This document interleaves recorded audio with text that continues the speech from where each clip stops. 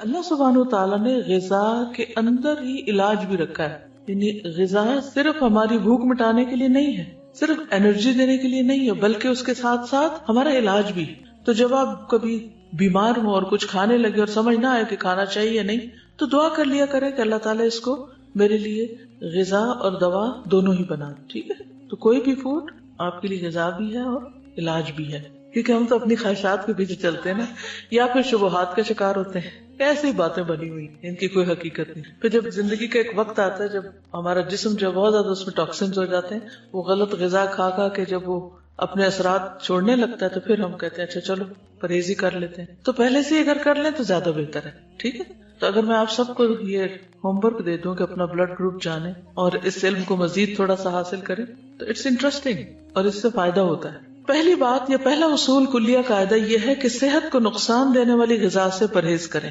محمود بن لبید رضی اللہ عنہ سے مروی ہے کہ رسول اللہ صلی اللہ علیہ وسلم نے فرمایا، اللہ تعالیٰ اپنے بندے کو جس سے وہ محبت کرتا ہو دنیا سے اسی طرح بچاتا ہے جیسے تم لوگ اپنے مریض کو کھانے پینے سے بچاتے، اور کھانے کی صورت میں تمہیں اس کی طبیعت خراب ہونے کا اندیشہ ہوتا ہے. اچھا، کچھ چیزوں کی الرجی تو بہت معمولی ہوتی ہے، لیکن کچھ بہت سیویئر بھی ہوتی، تو اس کا بھی آپ کو پتا ہونا چاہیے، اور جس سے ایک دفعہ نقصان ہو جائے دوبارہ اس راستے پہ نہ جائیں.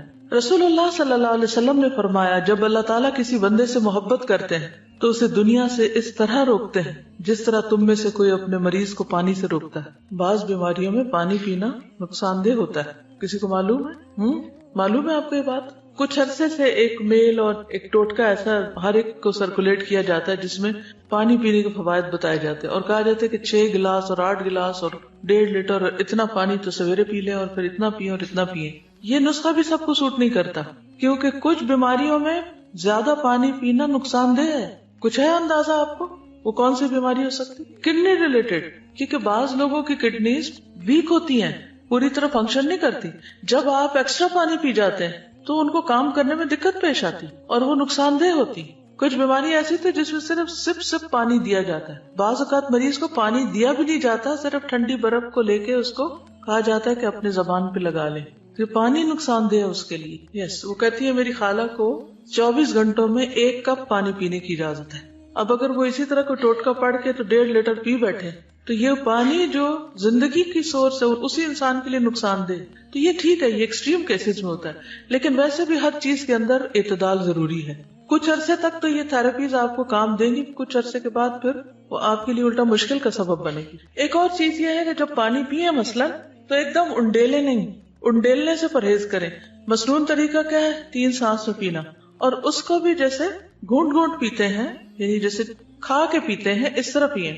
ٹھیک، ایک ہوتا ہم تیزی سے پی جاتے ہیں، تیزی سے نہیں پی، رائٹ، گھونٹ گھونٹ گھونٹ گھونٹ کر کے. یعنی یہ نہیں کہ آپ کے ہونٹوں سے حلق میں جا پڑے، ٹیپ کھل گیا اور وہ ڈائریکٹ وہاں جائے، یعنی کہ آپ کی زبان اور آپ کا منہ جو ہے اس کا مزہ چکھے. اس طرح پینا زیادہ فائدہ مند ہے. لیکن ہم لوگ ہر وقت جلدی میں ہوتے ہیں نا، ہم کہتے ہیں جلدی سے یہ کام کر لیں، جلدی سے وہ کر لیں، اور پھر بس کچھ اور کریں. تو ہے فرماتے ہیں کہ میں نبی صلی اللہ علیہ وسلم کی خدمت میں حاضر ہوا، آپ کے سامنے روٹی اور خشک کھجور تھی. روٹی اور خشک کھجور جیسے چھوارے ہوتے ہیں. نبی صلی اللہ علیہ وسلم نے فرمایا قریب ہو جاؤ اور کھاؤ. میں خشک کھجوریں کھانے لگا تو نبی صلی اللہ علیہ وسلم نے فرمایا تم خشک کھجوریں کھا رہے ہو حالانکہ تمہاری آنکھ دکھ رہی ہے، یعنی اس مرض میں خشک کھجور ٹھیک نہیں. میں نے عرض کیا کہ میں دوسری طرف سے چبا رہا ہوں، جو آنکھ دکھ رہی ہے اس کی طرف سے نہیں. اس جواب پر رسول اللہ صلی اللہ علیہ وسلم مسکرا دیے. کھانے کے لیے ہم سب کوئی نہ کوئی ریزن تلاش کر لیتے ہیں. ٹھیک ہے، اس سے کیا پتا چلتا ہے؟ پرہیز کی بات سمجھ آتی ہے. بیماری میں خاص طور پر پرہیز، جو چیز نقصان دہ ہو وہ نہ استعمال کی جائے. نبی صلی اللہ علیہ وسلم کے پاس تو جو بھی علم تھا وہ وحی کے ذریعے تھا.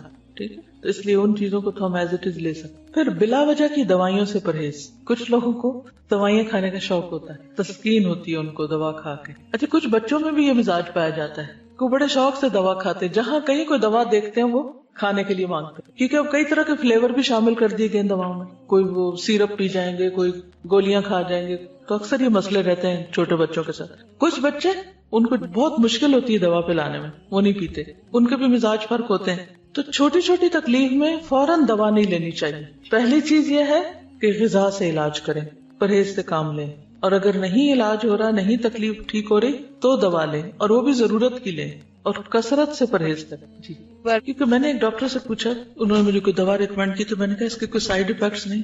وہ کہنے لگے ٹو بی ویری آنےسٹ, ہر دوا کے سائیڈ افیکٹس ہیں. یعنی کوئی اگر یہ کہے بھی نا کہ اس کے کوئی سائیڈ افیکٹس نہیں, تو یہ ماننے کی بات نہیں. ہر دوا کے, کیونکہ دوا ہے نا, اور خصوصاً ہماری دوائیاں جو بنتی ہیں سب اسٹینڈرڈ بھی ہوتی ہیں, اور اس کے علاوہ جو کیمیکلز اس میں ہوتے ہیں اور جو پروسیسڈ ہوتی ہیں بہت زیادہ. ایک تو ہوتا نا کہ کوئی جڑی بوٹیاں ہیں یا کوئی غذا ہی سے ملتی جلتی دوائیں, اور ایک یہ ہے کہ ان کو اتنے پروسیسز سے گزارا جاتا ہے اور اس میں کلر شامل کر لیے جاتے ہیں کہ ان کے سائیڈ افیکٹس ہوتے ہی ہوتے ہیں. ٹھیک ہے, تو ہر دوا زہر ہے یا عنقریب زہر بن جائے گی, کیونکہ جب اس کی کثرت ہو جائے گی, زیادہ وہ آپ کے جسم میں اس کی کوانٹٹی ہو جائے گی, تو وہ زہر بنی. جب دوا چھوڑے بھی تو سٹیپ بائی سٹیپ چھوڑے, ایک دم نہیں چھوڑے. حضرت عائشہ بیان کرتی ہیں کہ بعض اوقات رسول اللہ صلی اللہ علیہ وسلم کو کوکھ میں درد ہوتا اور بہت شدید ہو جاتا. ایک دن رسول اللہ صلی اللہ علیہ وسلم کو یہ درد شروع ہوا اور اتنا شدید ہوا کہ آپ پر بے ہوشی طاری ہو گئی. ہمیں اندیشہ ستانے لگا, لوگ بھی خوف زدہ ہو گئے, اور ہمارے خیال کے مطابق آپ کو ذات الجم کی شکایت تھی, نمونیا جس کو بولتے ہیں. چنانچہ ہم نے رسول اللہ صلی اللہ علیہ وسلم کے منہ میں دوا ٹپکا دی, جس سے آپ کی وہ کیفیت ختم ہوئی. طبیعت کچھ سنبھلی تو آپ کو اندازہ ہو گیا کہ آپ کے منہ میں دوا ڈالی گئی ہے. آپ نے اس کا اثر محسوس کیا.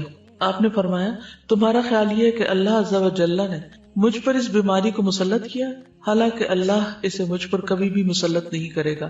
اس ذات کی قسم جس کے ہاتھ میں میری جان ہے, گھر میں میرے چچا کے علاوہ کوئی آدمی ایسا نہ رہے جس کے منہ میں دوائی نہ ڈالی جائے. یعنی ان سب نے مل کے میرے منہ میں ڈالی ہے, اب ان کے منہ میں بھی ڈالی جائے.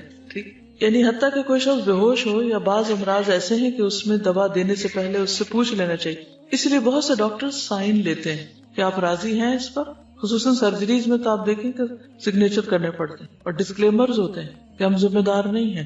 ٹھیک ہے, ہم آپ کی مدد کرنا چاہتے ہیں, لیکن اگر کچھ ہو گیا تو آپ خود ہی ذمہ دار ہیں. یہ پہلا پوائنٹ کیا ہے؟